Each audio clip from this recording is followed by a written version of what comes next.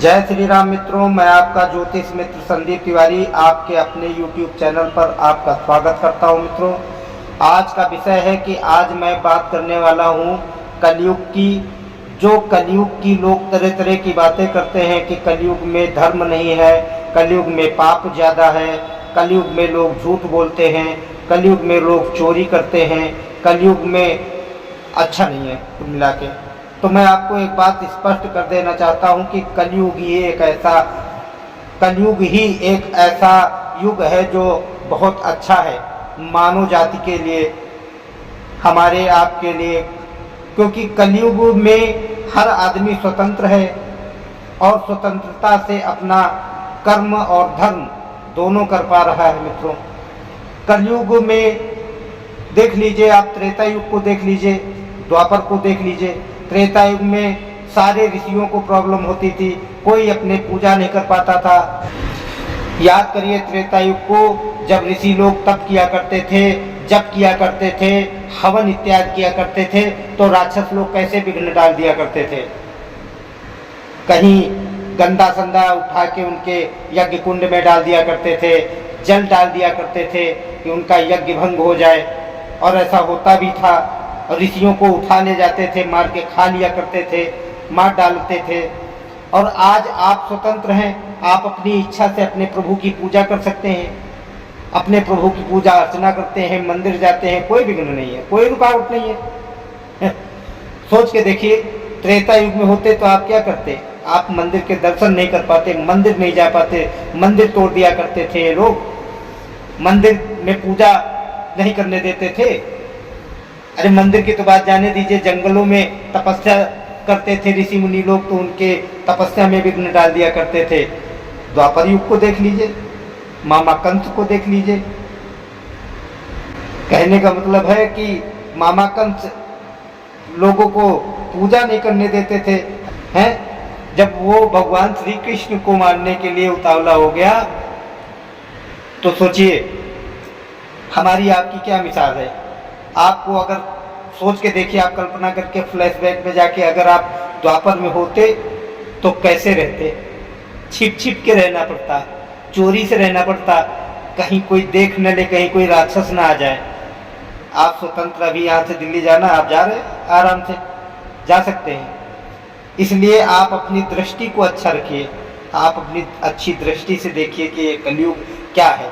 कलयुग एक बहुत अच्छा युग है, स्वतंत्र युग है, जिसमें आप कुछ भी कर सकते हैं, किसी की पाबंदी नहीं है, कोई जोर जबरदस्ती नहीं है।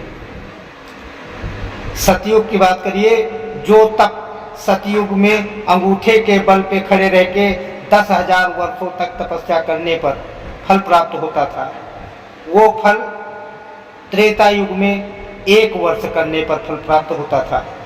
वही तप द्वापर युग में 1 महीना करने पर प्राप्त होता था।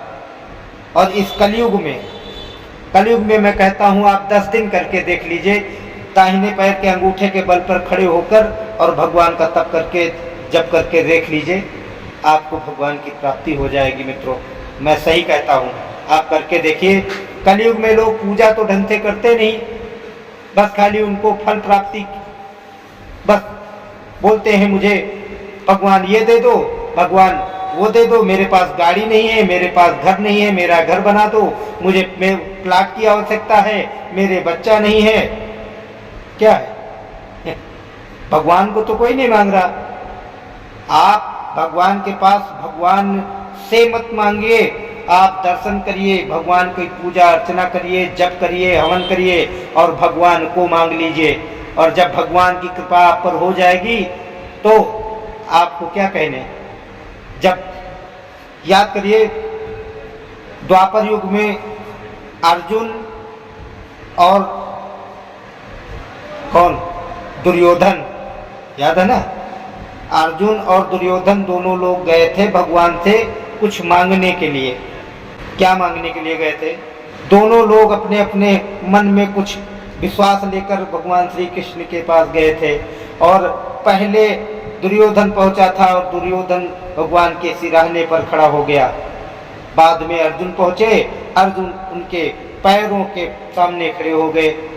अर्जुन याद करिए, जब कोई आंखें खोलता है, आंखें खोल के जब देखता है लेटा लेटा, तो उसको सामने जो खड़ा होगा वो दिखेगा, पीछे वाला नहीं दिखेगा। भगवान ने जब आंखें खोली तो देखा सामने अर्जुन खड़े हैं। उन्होंने अर्जुन से पूछा कि अर्जुन तुम?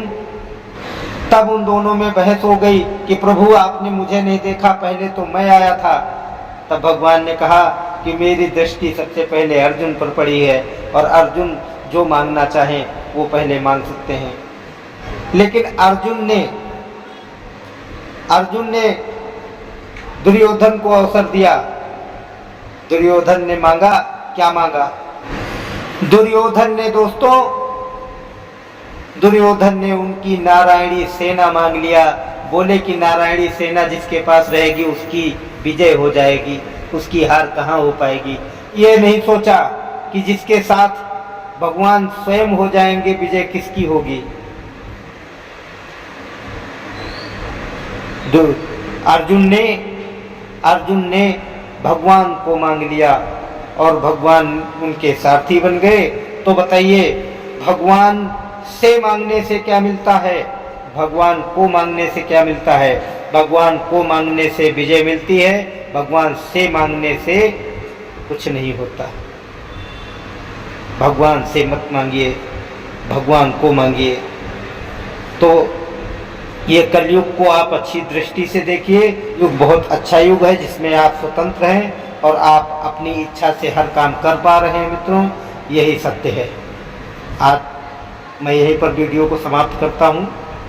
फिर मुलाकात होगी कल एक और नए वीडियो के साथ। तब तक के लिए जय श्री राम।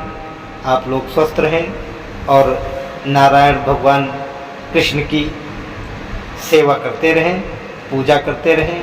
भगवान नारायण हरि आप लोगों का कल्याण करें। जय श्री राम।